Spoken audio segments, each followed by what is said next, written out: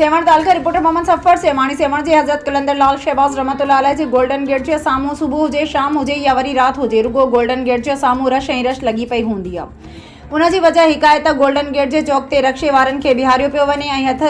जे रेड़नि खे पिणु बिहारियो वञे थो, जंहिंजे करे पैदल हलंदड़ अवाम खे ऐं दरगाह ते ईंदड़ ज़ाइरीन खे अचण वञण में तकलीफ़ दरपेश अची रही आहे। ज़रनि खे मालूम थियो आहे त चौक ते बीठल ट्रैफिक पुलिस जा अमलदार उन्हनि रक्शे वारनि ऐं रेडियुनि वारनि खां ख़र्ची पाणी वठी रहिया आहिनि। उन्हनि जे करे उन जॻह ते हर टाइम ते ट्रैफिक जाम रहे थी ऐं पैदल हलंदड़ अवाम खे परेशान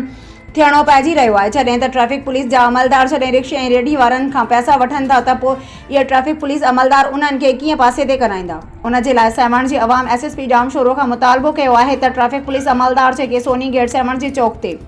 मुक़ररु थियल आहिनि उन्हनि खे पाबंद कयो वञे त सोनी गेट ऐं चौक ते रिक्शे वारनि ऐं रेडी वारनि खे बीहण न ॾियनि ऐं उन चौक जे सोनी गेट वारे दर खे खोलियो रखियो वञे त जीअं सेवण शहर जे अवाम ऐं ज़ाइरीन खे परेशान थियणो न पवे।